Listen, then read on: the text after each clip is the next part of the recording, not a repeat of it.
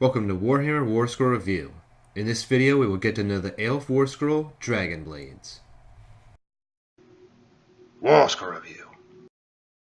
Today we're going over the Dragon Blades, which is a war scroll within the Grand Alliance Order, and becomes battle line if you take the Alliance of Order Draconis. Briefly going over the stat wheel, they move 12, which is standard for cavalry. They have 2 wounds each, 4 up save, and bravery 7. They have 2 weapons, their lance and the sword, which significantly gets better when you charge, and the horse attacks, which are 2 attacks, 4 up, and 1 damage. Buffing them on the charge really kind of makes them shock troops in this case. Personally, I use Dragon Blades a lot. I really feel that they are best utilized within the Order Draconis alliance. They do become battle line if you take purely Order Draconis, and I really think that's where you get your value. One of the best aspects about the Dragon Blades is how you use them in the battalion with Order Draconis. It gives them an extra movement in the hero phase, which most likely will allow you to charge first.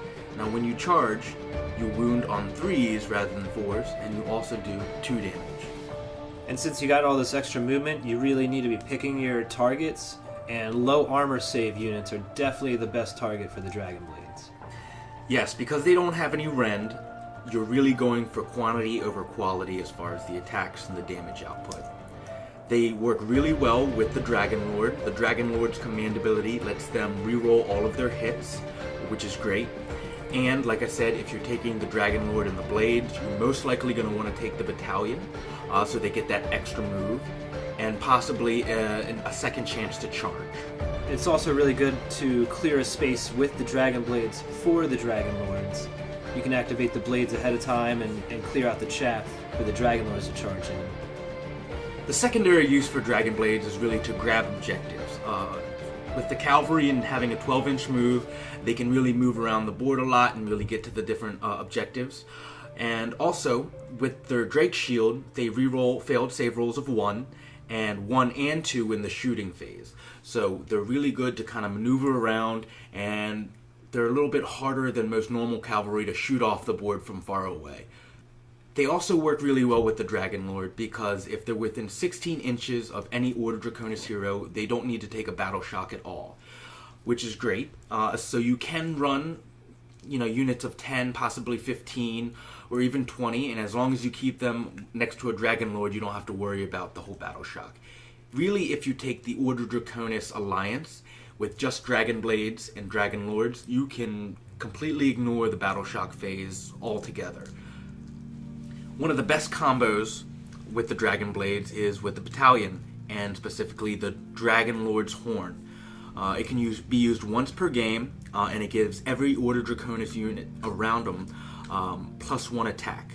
So this can really stack. Usually, in my competitive list, I run 3 dragons, all with the horns, and then if you blow them all in one hero phase, the Dragon Blades will be getting +3 attacks to not only their lance and sword, but also their purebred steed. Man, that's 10 attacks per model. Yes, so they're looking pretty good, and also if you go in for the charge, it's 2 damage apiece as far as the lance and sword. So you're throwing 5 attacks with the lance and sword, 3s re-rolling because of the command ability, wounding on 3s because they charged, and 2 damage apiece. So really 1 unit can take out a large unit of chaff, and they're really a quantity over quality unit. Yeah, we're talking a lot about Order Draconis, but they don't really fit within the Order Grand Alliance too well, do they? I agree. They are really a one-trick pony as far as using them with Order Draconis. As far as Cavalry and Age of Sigmar, I think they got the short end of the stick. I'm okay with that, but just in a competitive list building environment, for 160 points for 5 of them, they really rely on the Dragon Lord. That's a solid chunk of points right there. I think if you're running Grand Alliance Order, there are better ways to spend your points. However, if you have a Dragon Lord, these can be paired up with it. They're really more of a support for that big model. Yeah, unless they're battle line, they're not really fitting in too well within other armies. The Order Draconis Battalion is pretty popular within the tournament meta right now, so you will probably be facing the Dragon Blades pretty often. But even though they have 4-up save, they still go down pretty quickly, so you really don't have to worry about them. You really got to focus on the Dragon Lords when you're fighting the Order Draconis faction. Yes, if you find yourself up against Order Draconis, what you want to do is put all of your chaff in front. You can even make a thin line. It'll be wiped out by the blades and probably even a dragon on the first try. However, once the Dragon Lord goes down, the Dragon Blades crumble.